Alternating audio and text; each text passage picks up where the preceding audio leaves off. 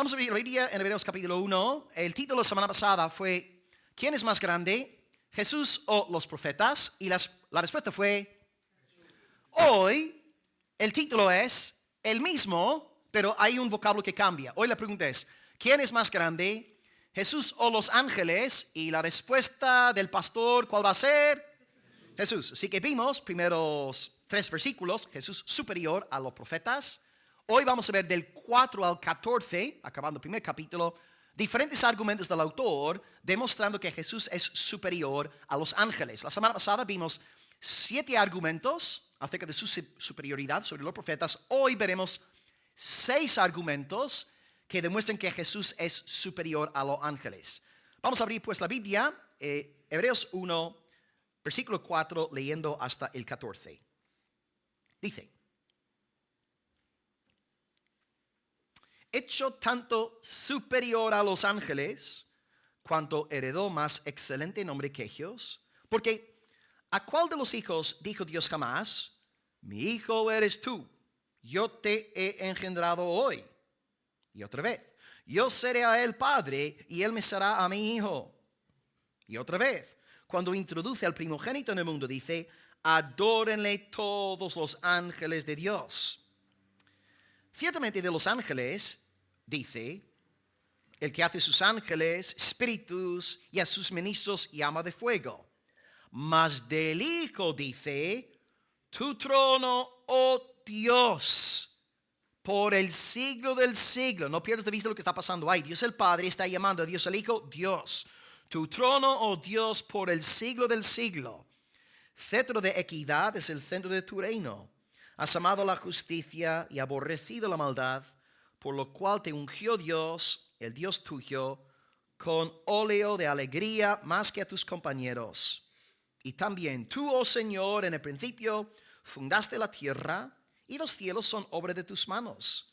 Ellos perecerán, mas tú permaneces. Todos ellos envejecerán como una vestidura, y como un vestido los envolverás, y serán mudados, pero tú eres el mismo, y tus años no acabarán. Pues, ¿a cuál de los ángeles dijo Dios jamás: siéntate a mi diestra hasta que ponga a tus enemigos por estrado de tus pies? ¿No son todos los ángeles espíritus ministradores, enviados para servicio a favor de los que serán herederos de la salvación? Pues ahí el autor, a través de múltiples citas del Antiguo Testamento, me agrada mucho esto, ¿no? Porque veo que en la Biblia los propios autores se apoyaban en la palabra, en la escritura, y tú y yo debemos hacer lo mismo. Predicamos lo que predicamos por lo que está escrito. Y el autor de Hebreos te está diciendo: Cristo es superior a los ángeles, y ahora te lo voy a demostrar a través de múltiples citas de la escritura. Y hoy vamos a ver 6 argumentos del escritor de la carta, el cual es desconocido. Y ahí están los argumentos en la pantalla. El único difícil de interpretar es el número 4, pero presentaré una lectura sobria del cuarto argumento, pero los demás 5 argumentos son muy fáciles. Argumento número 1, versículos 4 y 5, Él es el Hijo, no es un hijo, es el Hijo de Dios. Versículos 4 al 5. Hecho tanto superior a los ángeles, cuanto heredó más excelente nombre que ellos. El nombre en cuestión es el Hijo, el nombre del Hijo. Él heredó más excelente nombre que ellos, porque ¿a cuál de los ángeles dijo jamás Dios: mi hijo eres tú, yo te he engendrado hoy? Y otra vez, yo seré a él padre, y él me será a mí hijo. Argumento número 1. Jesús es superior a los ángeles porque él es el Hijo de Dios. Él heredó más excelente nombre que los ángeles. Ahora, si tú estudias la Biblia, verás que habla de los ángeles como hijos de Dios. Por ejemplo, en Job 1:6, en Job 2:1, los seres angelicales salen descritos como hijos de Dios. Pero no te toparás con ninguna escritura que diga: Gabriel, el Hijo de Dios; Miguel, el Hijo unigénito de Dios. Colectivamente hablando, los ángeles son hijos de Dios, pero en cuanto al Hijo unigénito, hay uno solo. Su nombre no es Gabriel, su nombre no es Miguel, su nombre es Jesucristo. Él tiene un nombre más excelente que los ángeles, el nombre del Hijo de Dios. Y nuestro autor lo que hace es fundamentarse aquí en el Antiguo Testamento. Él nos cita dos escrituras para comprobar lo que está diciendo. La primera cita la encontraréis en el Salmo 2 y la segunda cita se encuentra en Segunda de Samuel. Estos dos textos del Antiguo Testamento demuestran que Jesús es el Hijo de Dios. Por tanto, vamos a regresar primeramente a Salmo 2, versículo 7. Y ahí está escrito: mi hijo eres tú, yo te he engendrado hoy. Mi hijo eres tú, yo te he engendrado hoy. Yo cité ese texto la semana pasada y os dije que se citaba en el marco de la coronación de un rey en Israel. Y se leía públicamente esta frase: mi hijo eres tú, yo te he engendrado hoy. Simbólicamente Dios estaba respaldando a este hombre como su representante delante del pueblo. Y Dios también hace esto con Jesús. En un momento muy concreto del ministerio de Jesús, Dios bendiga a su hijo, levanta a su hijo y glorifica a su hijo. Y este momento es la resurrección de Jesús de entre los muertos. ¿Y cómo podemos saber esto? Porque cuando Pablo está predicando en Hechos capítulo 13, él habla de la resurrección de Jesús y dice que la resurrección de Jesús cumple con Salmo 2, versículo 7.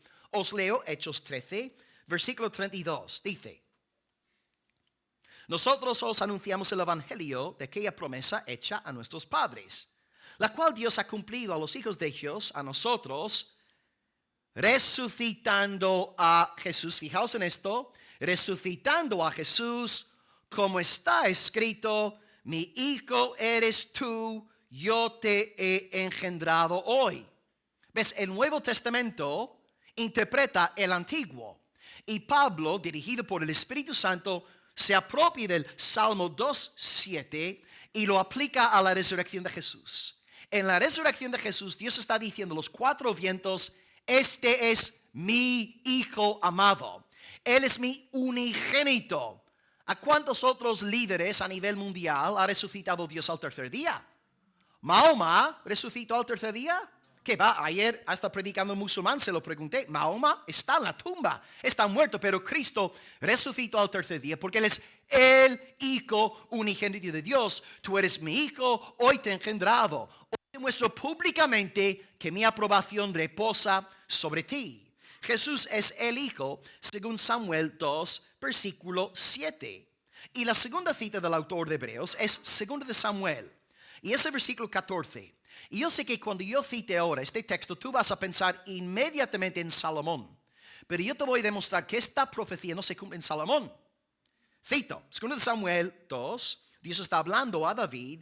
Y a partir del 12, 2 de Samuel 7, versículo 12, dice Dios a David: cuando tus días sean cumplidos y duermas con tus padres. ¿Qué quiere decir dormir con tus padres? Morir. Un eufemismo, ¿verdad? O sea que cuando tú fallezcas, yo levantaré después de ti a uno de tu linaje. Él procederá de tus entrañas y yo afirmaré su reino.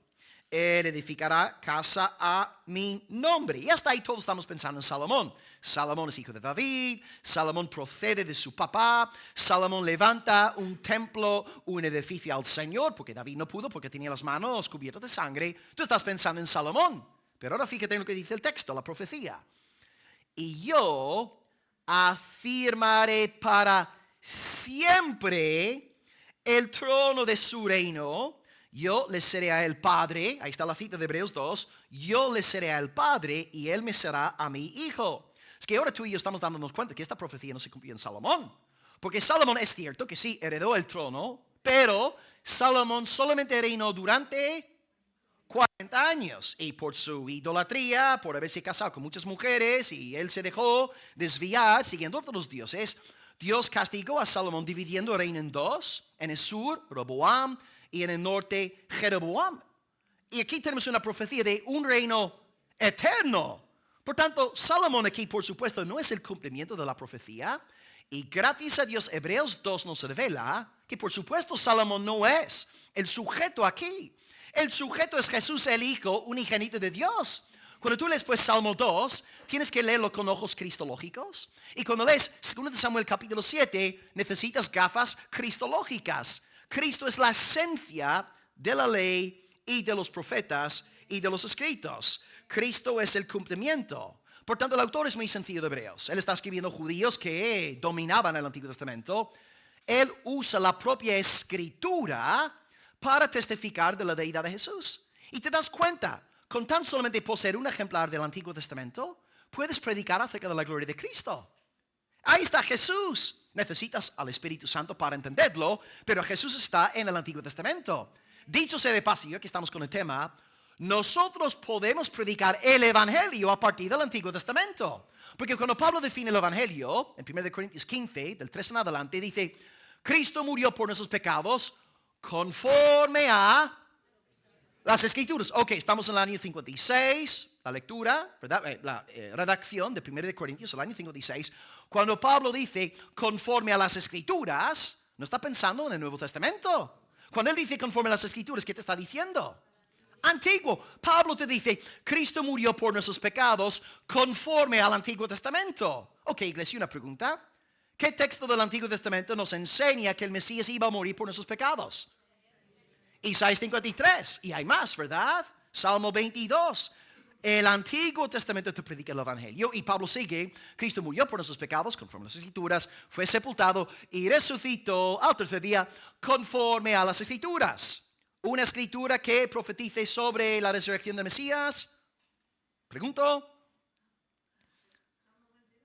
Salmo 22, sí. Pero estoy pensando en una referencia más explícita e incluso una referencia predicada por los apóstoles.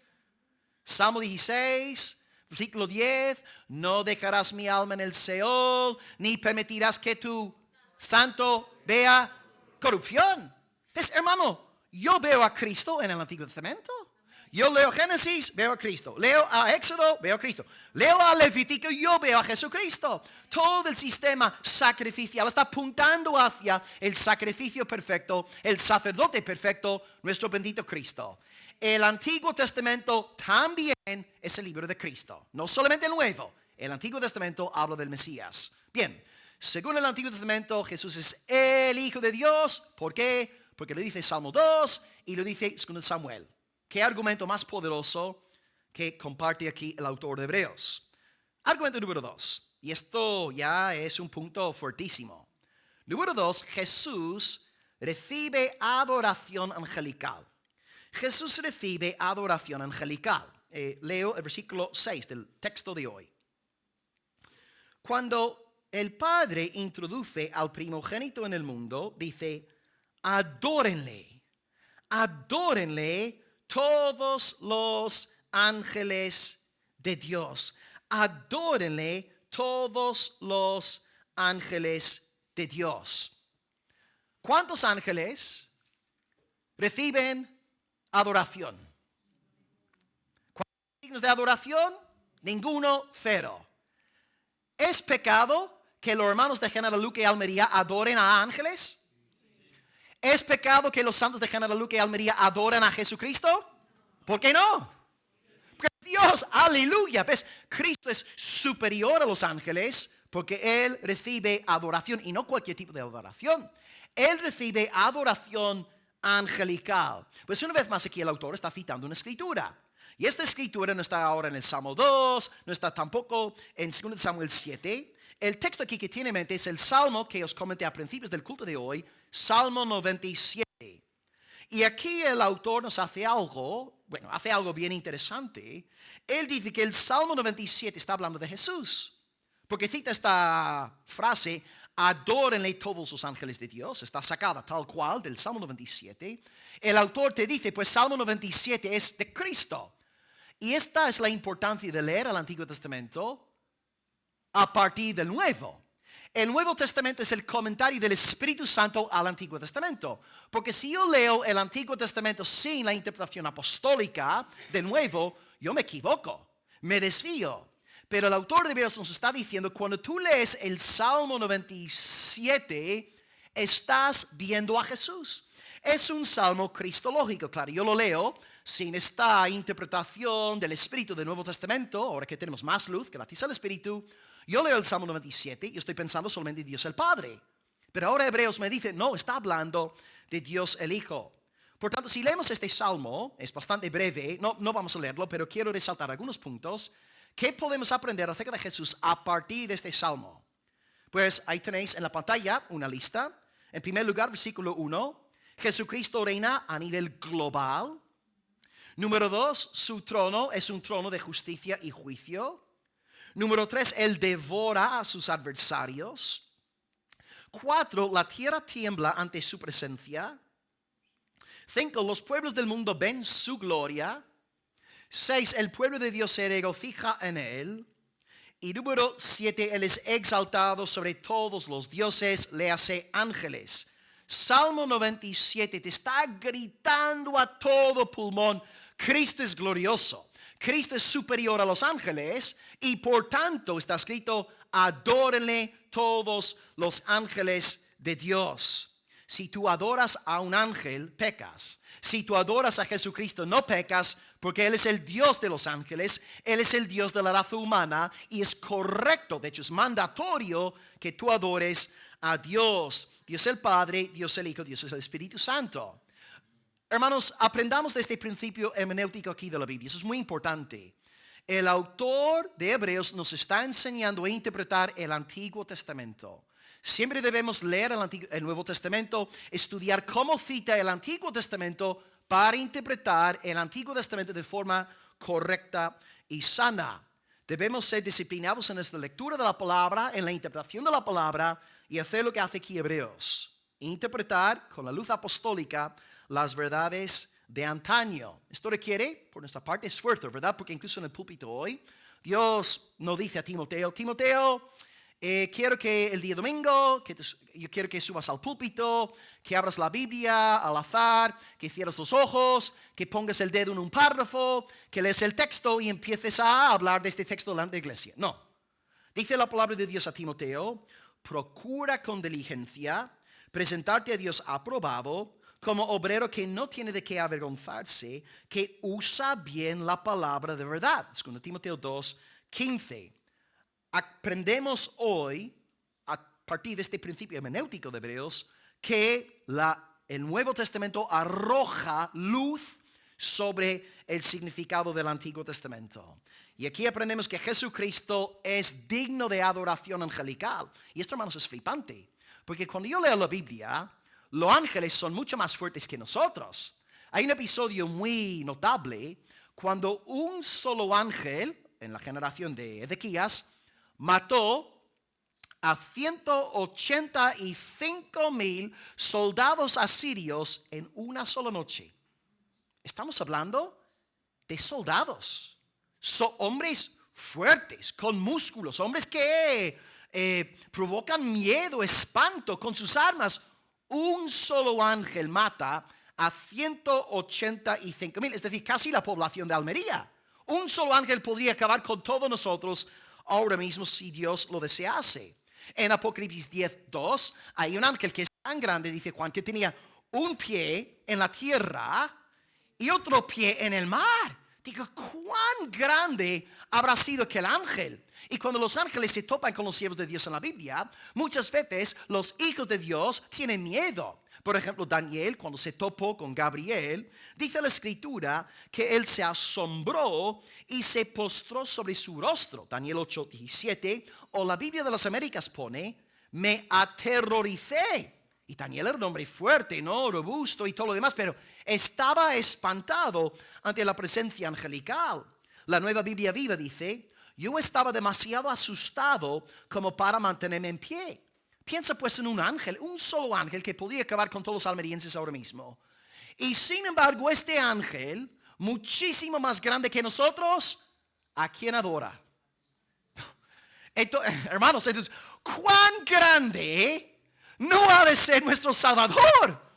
Si un solo ángel fulmina a Almería en una sola noche, y este ángel adora a Jesucristo, y no solamente un ángel adora a Cristo.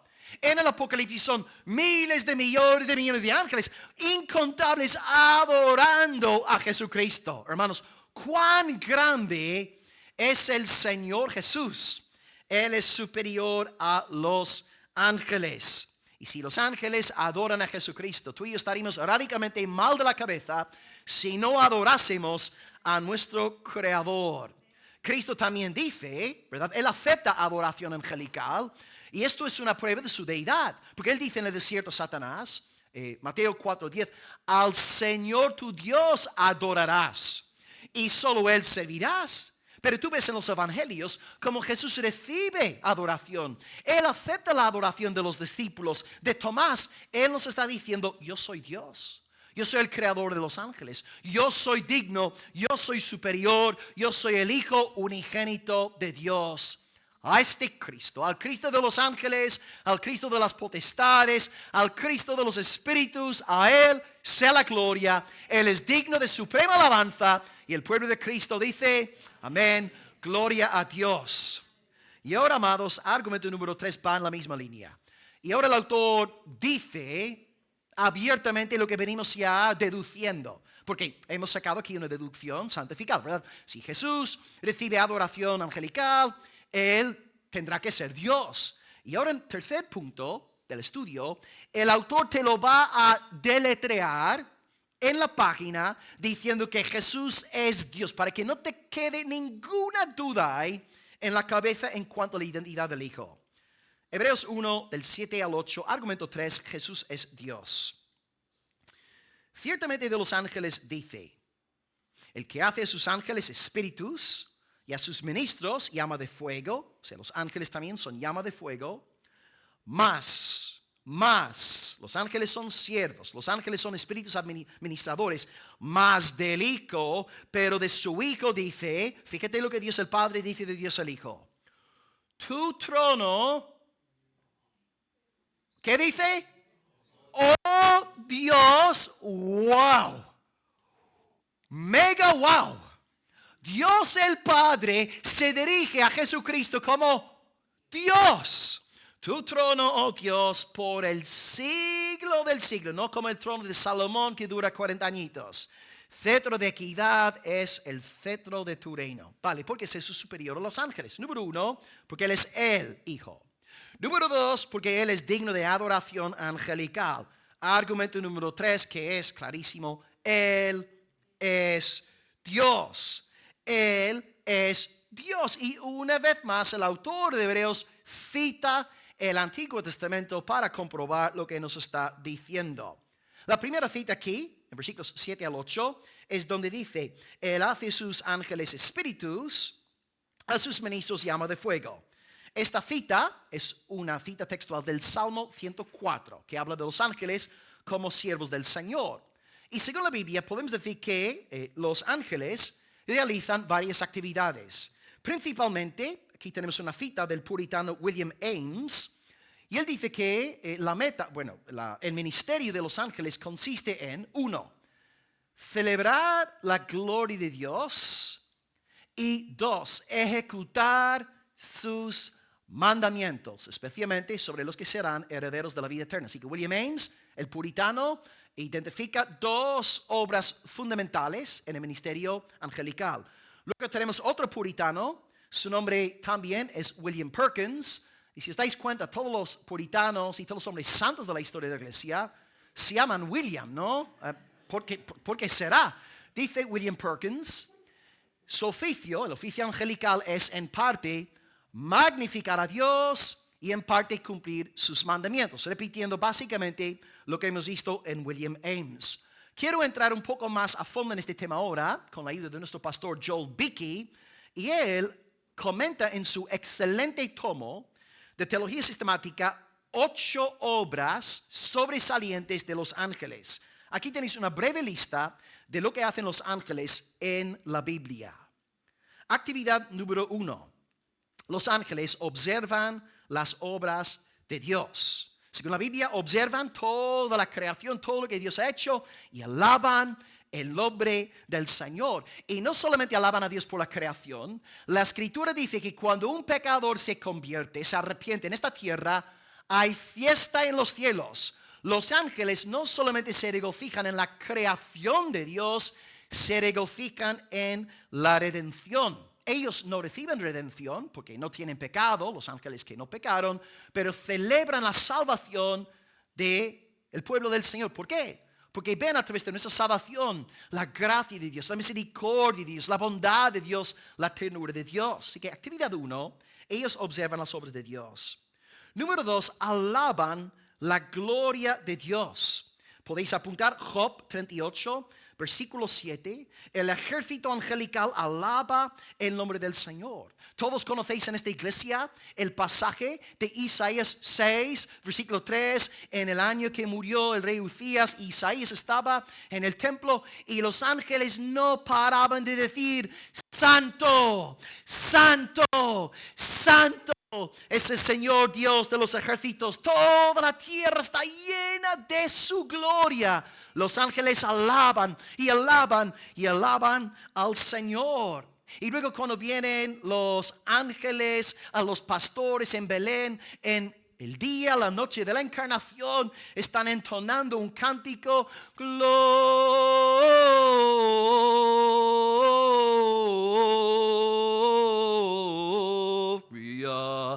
in excelsis Deo, gloria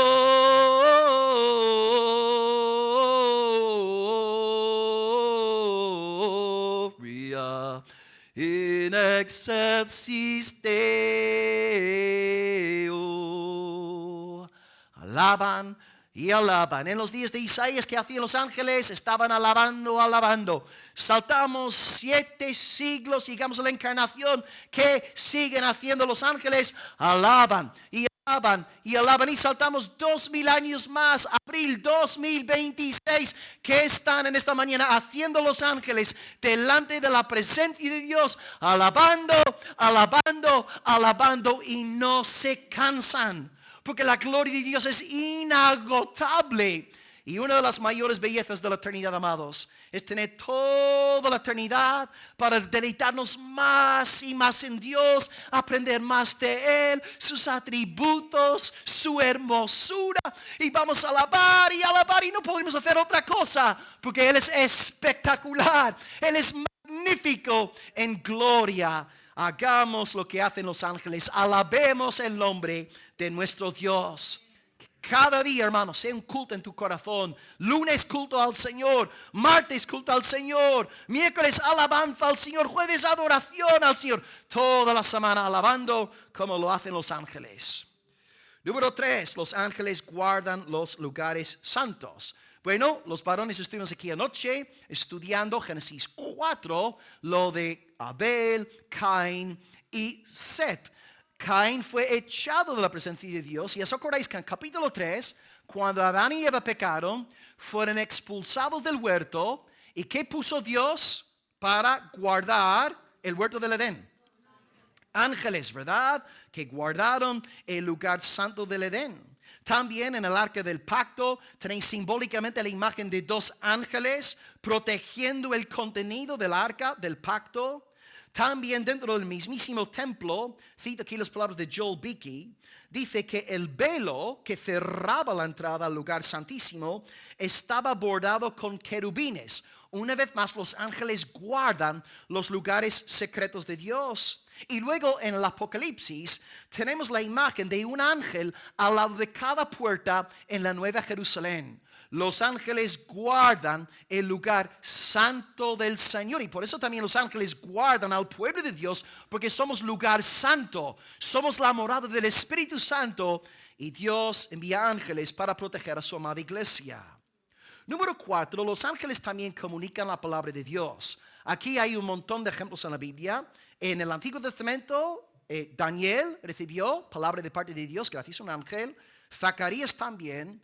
Y en el Nuevo Testamento, pues José, María, Juan, Pablo, Dios en momentos puntuales envía a ángeles para comunicar cierta revelación a sus siervos.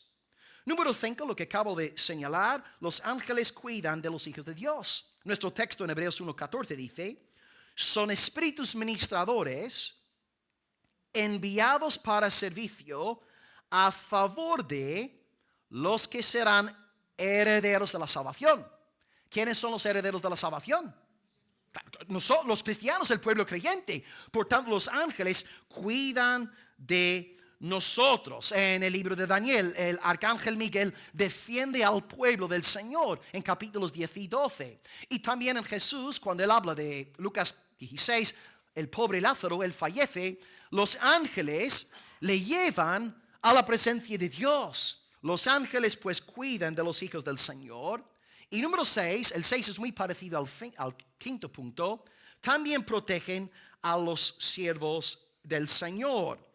Por ejemplo, vemos que Pedro está en la cárcel y milagrosamente se abre la puerta de la prisión.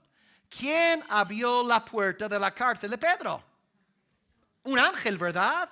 Un ángel le salvó la vida y tal vez ese mismo ángel mató al rey que la había metido ahí en la cárcel. ¿Os acordáis de este varón que era Herodes? Que decían, ay, no tiene voz de hombre, tiene la voz de Dios. E instantáneamente un ángel del Señor le hirió.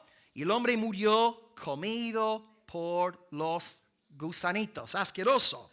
Pero ves, los ángeles protegen al pueblo del Señor. Número 7, esto lo veremos en Apocalipsis, ¿verdad? Los ángeles ejecutan los juicios del Señor. Y por supuesto el ejemplo que puse antes. Un solo ángel en la generación de Ezequías mató a 185,000 soldados asirios. Los ángeles atienden a los juicios del Señor. Y número 8, lo que nuestro autor en Hebreos quiere realmente subrayar es que los ángeles están puestos para servir al Hijo de Dios. Por ejemplo, cuando Jesús nace, los ángeles dan la noticia a los pastores: id a Belén, id, veréis al niño envuelto en pañales, estará con su mamá. Los ángeles están para servir a Jesús. En el desierto de la tentación, 40 días ayunando, los ángeles vienen a ministrar a Jesús. Y también en el Getsemaní se ve que un ángel o ángeles fortalecieron a Cristo en su hora de prueba. Jesús, por tanto, es mayor que los ángeles. Él no viene al mundo para servir a los ángeles. Los ángeles vienen al mundo para servir al Señor Jesús. Él es mayor que los ángeles. Según Hebreos, pues, Jesús es superior a los ángeles, porque los ángeles son ministradores, son siervos, y vienen con el fin de sujetarse al Señor Jesús. Esto lo vemos en Salmo 104, son espíritus ministradores.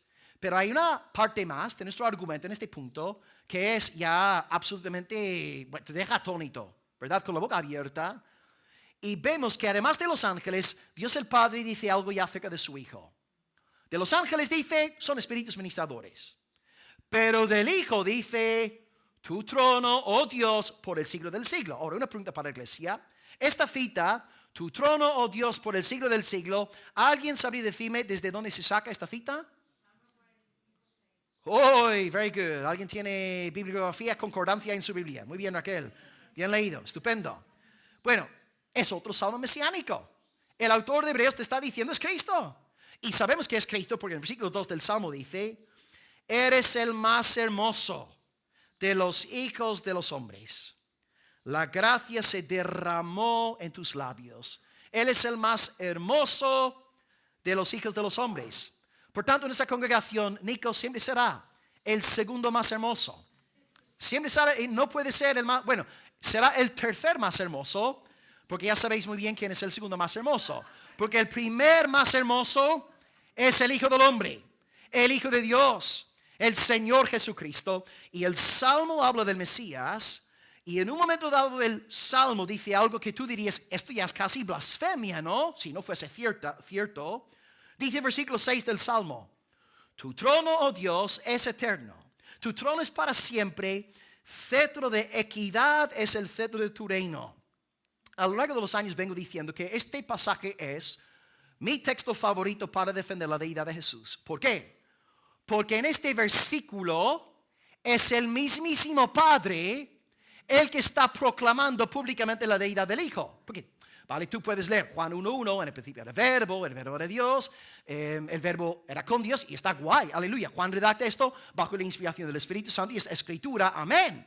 Pero aquí en el Hebreos o en el Salmo 45 tienes la boca del mismísimo Padre dirigiéndose al Hijo diciendo, tu trono, oh Dios, es un diálogo intratrinitario. Y digo, ¿qué mayor demostración hay de la deidad de Jesús que este versículo donde el Padre proclama la divinidad eterna de su amado Hijo? Cristo es Dios sobre todo. Así que regresamos a la tesis de nuestro autor. ¿Quién es superior? ¿Aquel que Dios llama un ministrador? ¿O aquel que Dios llama Dios sobre todo con un trono eterno y perpetuo? ¿Quién es más grande? Pues por supuesto Jesucristo. Y este es el Cristo de Hebreos. Este es el Cristo de los apóstoles. Y es por esta razón en esta iglesia no adoramos a los ángeles. Nosotros adoramos únicamente al Padre, al Hijo, al Espíritu Santo, porque son dignos de adoración, ya que son de esencia divina. Los ángeles no serán más que siervos, ¿sí? Más poderosos que nosotros, y sí que nos infunden miedo, pero no son dignos de adoración. Adoremos pues al Padre, adoremos al Hijo, adoremos al Espíritu Santo, y como dijimos hoy en la alabanza, te damos gloria, toda la gloria, tú eres digno, nuestro Señor. Te damos gloria, toda la gloria, tú eres santo, potente, redentor. Aleluya. No cantamos a los ángeles, cantamos con los ángeles. ¿A quién cantamos? Al Padre, al Hijo, al Espíritu Santo. Vale, comenté en la introducción que el siguiente punto de mensaje es el más, bueno, no es digamos muy difícil de entender, pero hay discrepancias en cómo interpretar la declaración aquí. El argumento es fácil de entender. Las piezas son más complicadas, pero el argumento central es fácil de entender. Argumento número 4 es, Jesús es superior a los ángeles porque Él recibe la plenitud de la alegría, la plenitud del aceite del gozo. El versículo es el 9 y dice la palabra de Dios, has amado la justicia, has aborrecido la maldad, por lo cual te ungió Dios, el Dios tuyo, con aceite de alegría más que a tus compañeros. Ahora, ¿por qué es este versículo discutido? Se trata de la identidad aquí de los compañeros. Porque algunos piensan que los compañeros son seres humanos, porque Hebreos solamente utiliza la palabra compañeros en 2 ocasiones más y se refiere a creyentes. Pero otros dicen que no, según el argumento, según el contexto inmediato, el autor no está contrastando a Jesús con seres humanos, sino que está contrastando a Jesús con seres angelicales. Por tanto, yo, según el argumento que venimos estudiando, creo que el peso está en el primer campo. Que el autor nos está diciendo que Dios ha dado una unción a Jesús que no ha dado los ángeles. Okay, ahora, la otra perspectiva es respetable y está fundamentada en argumentos lingüísticos que hay que reconocer que tienen su peso. Pero creo que el contexto del argumento es el factor decisivo aquí. Bueno, ¿de qué unción aquí estamos hablando? Hubo una unción aquí en esta tierra, ¿verdad? Del Jordán, Jesús fue bautizado, ahí tenéis la prueba de la Trinidad. Dios el Padre dice, este es mi Hijo amado, en quien tengo contentamiento. Dios el Espíritu desciende como paloma y el Hijo siendo bautizado en el agua. Ahí está la unción. El Espíritu desciende sobre él. No es aceite literal, la unción es simbólica. Y por eso Jesús nos dice en su primer sermón, en Lucas 4, 18, el Espíritu del Señor está sobre mí, me ha ungido. Jesús vincula el descenso del Espíritu Santo con la unción, es la misma cosa. Pero entiendo aquí, y aquí estoy de acuerdo con varios comentaristas, que la unción que tiene aquí el autor en mente no es la unción del Jordán, sino la coronación de Jesús post-resurrección. Porque Cristo vive, Cristo muere, Cristo es sepultado, Cristo es resucitado, y luego está 40 días en la tierra, y al día 40 asciende al cielo, Salmo 24, ¿verdad? Puertas eternas, ábranse, entrará el Rey de la Gloria. ¿Quién es el Rey de la Gloria? El Señor de los ejércitos, Él es el Rey de la Gloria. Y en ese día, Jesucristo se sentó a la diestra, la sesión del Hijo, y ahí recibe una investidura universal, una unción, entre comillas, celestial. Y ya que Jesús recibe esta clase de coronación, esta clase de exaltación en el cielo, Él es superior a los ángeles. Porque pensamos, de nuevo, pensemos en Gabriel, pensemos en Miguel. ¿A cuántos ángeles ha ungido Dios como Rey del cielo y de la tierra? Que escrito está, toda potestad me es dada en el cielo y en la tierra. Ahora la pregunta es, ¿a cuántos ángeles ha ungido Dios para que disfruten de toda potencia a nivel mundial y a nivel celestial? ¿A cuántos? A ninguno. Así que una vez más el argumento sería, Jesús es superior a los ángeles porque Él ha recibido una investidura que ningún otro ángel ha recibido. Yo reconozco que los ángeles tienen un oficio muy noble. Wow. Anunciar a María que va a dar a luz al santo ser y será el Mesías. El ángel predica a José diciéndole, llamará su nombre a Jesús porque él salvará a su pueblo y sus pecados. Ve a donde Daniel y predícale tal cosa. Wow, o sea, es una bendición ser un ángel, no lo niego. Pero hermanos, Jesucristo es investido de poder global y eterno. Él es el Señor de todo. Y no hay ningún ángel que haya recibido semejante oficio de parte de Dios el Padre. Entiendo pues que este argumento es un argumento a partir del ministerio de Jesús como Señor de la tierra y del cielo. Y en virtud de su exaltada posición, los ángeles le rinden obediencia y honor. En este sentido, exaltamos al Señor Jesús y no a los ángeles. Y vuelvo a repetir lo que he dicho antes. Tú y yo respetamos a los ángeles. Nos da miedo, ¿verdad? Pero los ángeles no son nada en comparación con Jesucristo. Y quisiera también consolaros. ¿Quién es el mayor enemigo del pueblo de Dios? Satanás, ¿verdad? Pero piensa, ¿quién es Satanás? Es un ángel, ¿verdad? Es un ángel caído y según una interpretación del Apocalipsis 12, habla de cómo Satanás arrastró, ¿cuál es el verbo correcto? Arrastró una tercera parte de las estrellas con él. Y claro, simbólicamente, si una estrella es un ángel, podemos decir que hay una tercera parte de los ángeles que están con Satanás. Así que vamos a pensar en todos los enemigos espirituales de la iglesia. Satanás y una tercera parte de los ángeles que serían ahora demonios. Son ángeles. Sí, son grandes y nos dan miedo, es verdad, y son más fuertes que nosotros, pero son ángeles, son criaturas.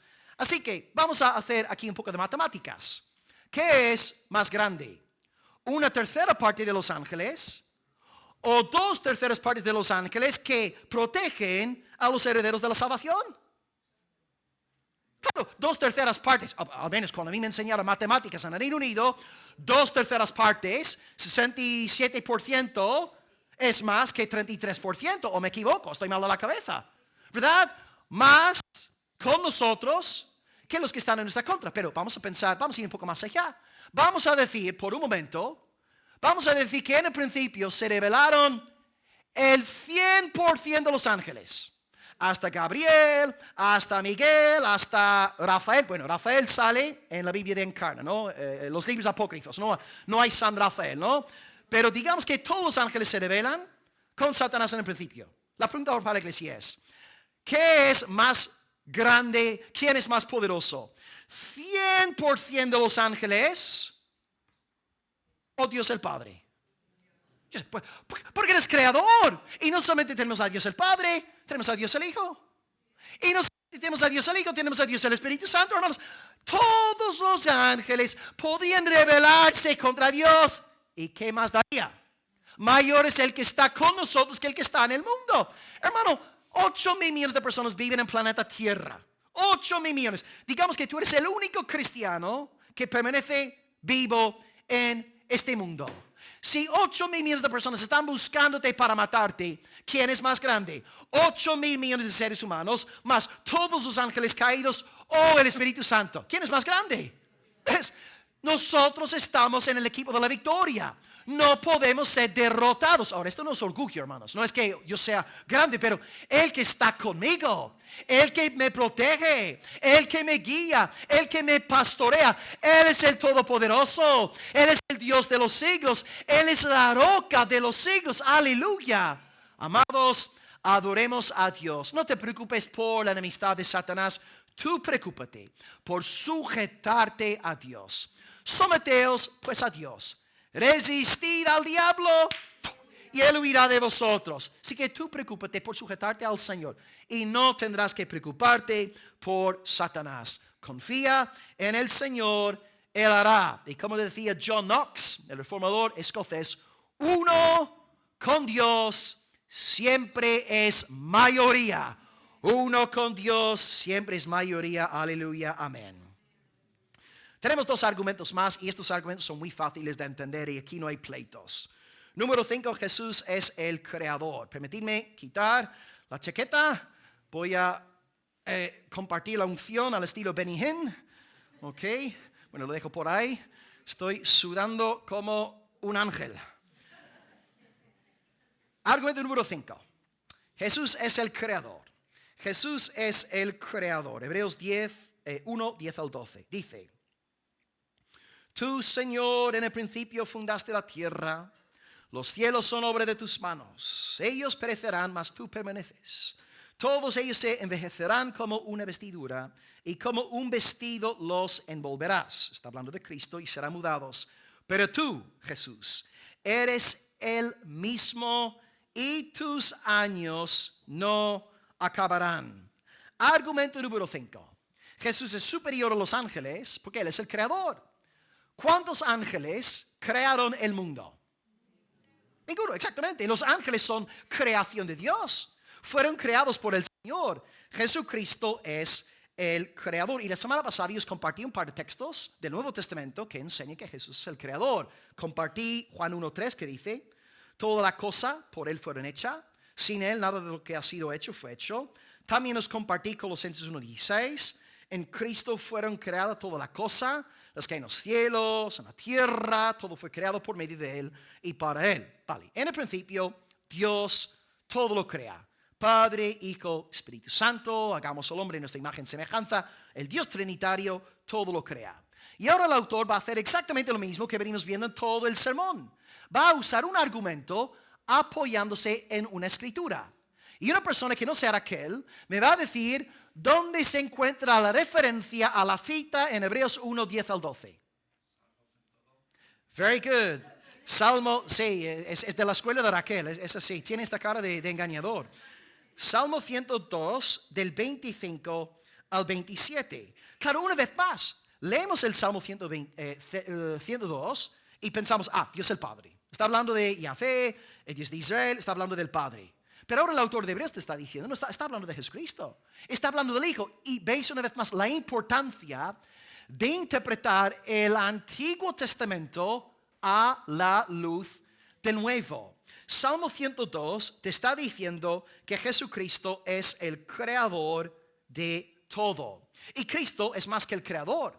Él también es el recreador, porque tú y yo esperamos cielos nuevos y nueva tierra. Y la gente que Dios el Padre usará para efectuar esta transformación universal es su Hijo y desde luego el Espíritu Santo. Por eso Romanos 8 dice que toda la creación está con dolores de parto. Está esperando la manifestación de los hijos de Dios. Porque la creación bien sabe que en aquel día será libertada de la ley de la esclavitud que actualmente permanece sobre ella por causa de nuestro pecado en el principio. Sabéis, a partir de Génesis 3, la tierra está bajo maldición. Ahora es una tierra hermosa, bonita, agradable, pero no es todavía una tierra glorificada.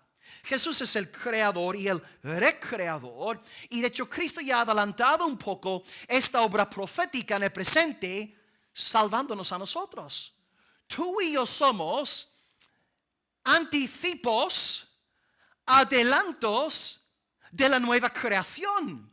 En un cristiano lo que Dios está diciendo proféticamente a todo el mundo es que esto es lo que yo voy a hacer a nivel global en el día final. Porque si bien es cierto que tu viejo hombre, ¿verdad? Tu condición de cuerpo, tú estás en un proceso de, bueno, siento decirlo, y a partir de los 35 vas en declive, ¿verdad? Vas para abajo, es así o es así.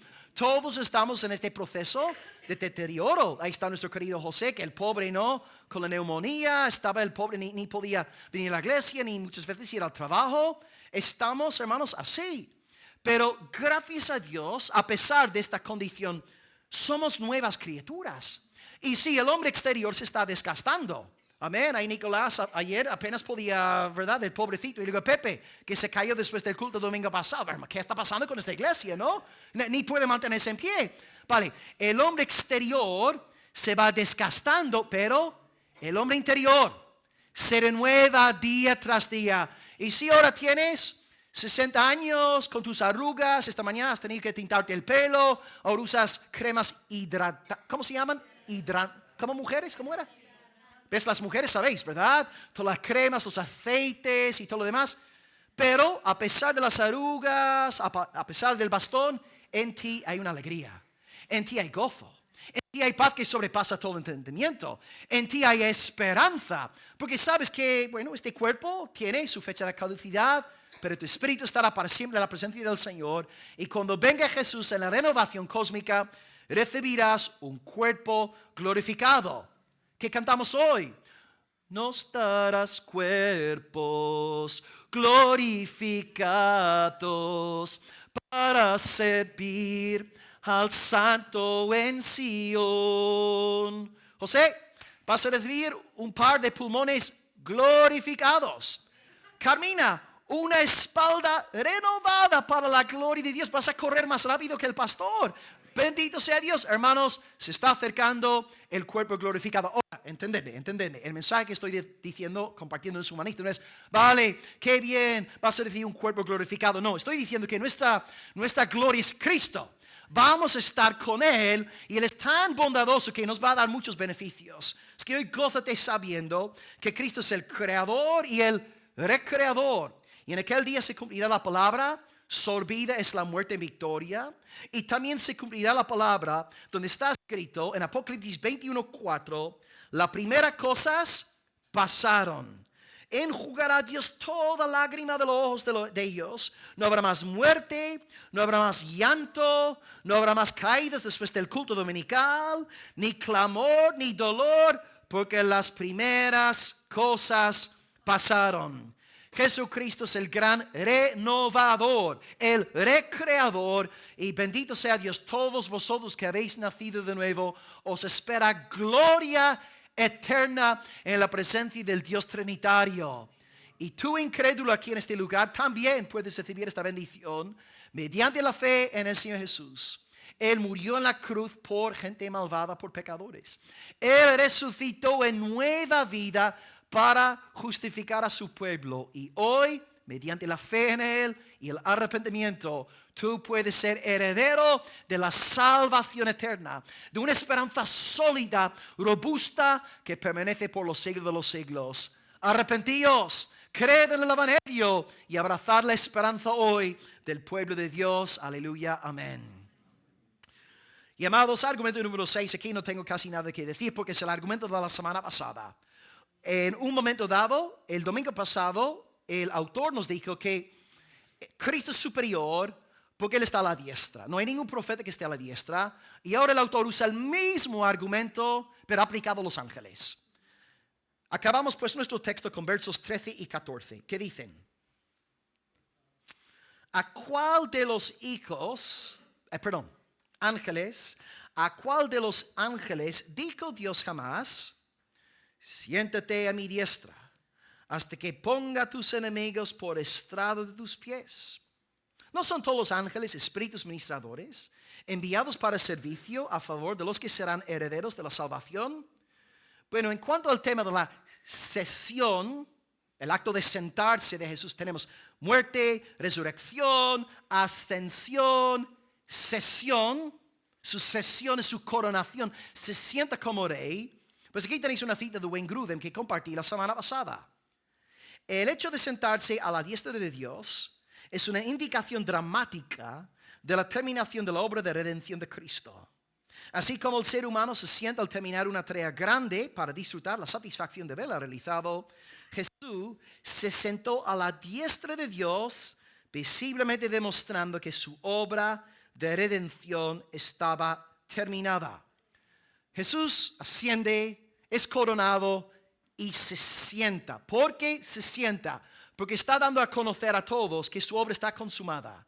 ¿Qué dijo Jesús justo antes de expirar por última vez en la cruz? Consumado es. No tengo que agregar nada más. No tengo que ahora bajar al infierno a seguir sufriendo, ay, como dicen algunos. No, mi obra de redención es consumada. Y a partir de aquí en adelante, la salvación es por medio de la fe en mi santo nombre. Cristo es el Salvador. Y aquí el autor una vez más hace lo mismo. Cita un texto del Antiguo Testamento. Así que algún listo, que no sea ni Raquel ni Nicolás, ¿dónde se encuentra la frase, siéntate a mi diestra hasta que ponga tus enemigos por estrado de tus pies? 103, incorrecto, no. 110, y dicho sea de paso, este Salmo 110 y versículo 1 es el versículo del Antiguo Testamento más citado en el Nuevo Testamento. Ay, Dios el Padre está hablando con Dios el Hijo y le dice, siéntate a mi diestra. ¿Verdad? Una vez yo entré en la tienda de Juan Frank y me ve, pastor, siéntate a mi diestra. ¿Esto qué significa? Lugar de poder, lugar de autoridad. Aleluya, ¿no? Así que si el presidente de España, de Estados Unidos, si el rey de Inglaterra, si la persona, si la eminencia que fuese, te viese a ti, Sebastián, siéntate a mi diestra. Wow, esto es para sacarte el móvil, grabar un selfie, subirlo a las redes sociales. El rey me pidió que yo me sentara a su diestra. Es el hombre de mi favor, el hombre en el cual me deleito, mi hombre. Mi favor está sobre él y esto es lo que Dios hace con Jesucristo. No lo hace con ningún ángel, no lo hace con ningún profeta, no lo hace con ningún pastor, con ningún cristiano. Dios el Padre reserva este privilegio solamente para su Hijo Jesús. ¿Por qué? Porque nos está diciendo que lo más valioso que hay en el cielo y en la tierra es el Señor Jesucristo. Él es de infinito valor. Y tú puedes saber en esta mañana que Dios el Padre de verdad te ama si tú ves a Jesús con esta dimensión de grandeza y gloria. Si tú entiendes en esta mañana que Jesucristo es el más hermoso de los hijos de los hombres, se debe a que Dios el Padre ha querido compartir su gozo eterno contigo. Dios ha enviado su Espíritu Santo a tu malvado, depravado, corrupto, vil corazón. Ha enviado el Espíritu para vencerlo y hacerte entender que Cristo es la perla de gran precio. Y hoy, si tú te deleitas en Cristo y con toda sinceridad me dices, pastor, yo amo al Señor Jesús. Él es el amor de mi vida. Yo estoy oyendo las palabras de un amado de Dios el Padre. Dios el Padre ha abierto tu alma para apreciar el deleite que Dios él mismo experimenta en su Hijo. Y claro, lo que pasa con nosotros aquí en esta tierra es que nuestro gozo está limitado. Porque bueno, somos seres limitados y tenemos la ley del pecado y ya está. Tenemos que arrepentirnos y nuestro gozo experimenta muchos altibajos en esta tierra. Pero gracias a Dios un día, nuestro gozo no conocerá más altibajos. Y nunca tendremos el nivel de gozo de Dios, ya que Dios es por definición inagotable, insondable, infinito. Pero tú y yo vamos a pasar toda la eternidad bebiendo de este río de delicias del Señor.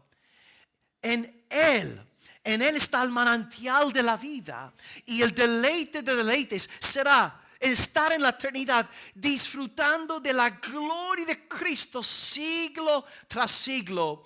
Y Dios en su gran bondad ha permitido que unos pocos en esta tierra ya comiencen a disfrutar de la gloria venidera. Es que viene este culto, cuando tú has cantado al Señor, cuando tú has orado en su nombre, cuando tú has estado atento a la predicación de la palabra, oyendo su voz, tú estás de alguna forma viviendo algo que te va a caracterizar por todos los siglos en el día de mañana. Hoy estás como el futbolista, ¿verdad? Que sale a jugar, y fuimos el otro día a ver a Ismael y su equipo ganó muy bien, hicieron bien, pero Ismael no sale a jugar solamente una vez a la semana. El martes tiene que entrenar, el jueves tiene que entrenarse, ¿verdad? Y aquí también estamos como campo de Dios, pueblo de Dios, estamos de alguna forma entrenándonos para lo que va a ser el partido, y este partido no va a durar 90 minutos, no va a ser 45 minutos descanso y luego otros 45 minutos, hermanos. El partido será eterno. Y es un partido en el cual no hay enemigos. Es el partido en el cual la victoria ya es garantizada.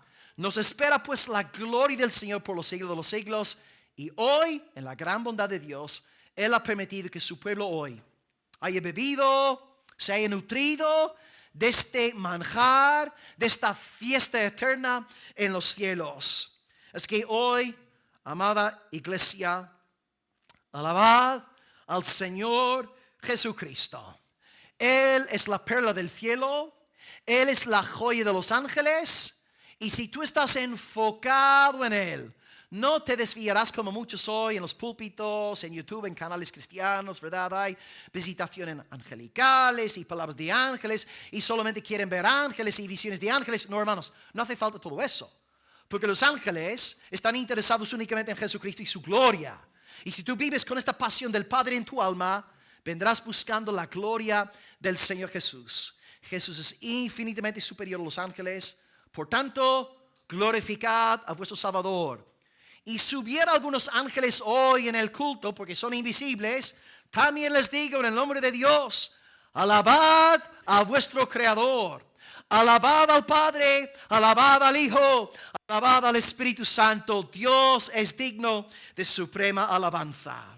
Hoy, antes de orar a nuestro grandioso, victorioso Dios, recapitulemos los 6 puntos que hemos desarrollado en esta mañana gracias a Hebreos. Porque es Jesús superior a los ángeles. Número 1, Él no es un hijo, Él es el Hijo. Número 2, es superior porque Él recibe adoración. Los ángeles no reciben adoración, Jesucristo sí. Él es Dios. Número 3, bueno, ¿qué más puede decir? Dios el Padre se dirige al Hijo llamándole Dios, llamándolo Dios.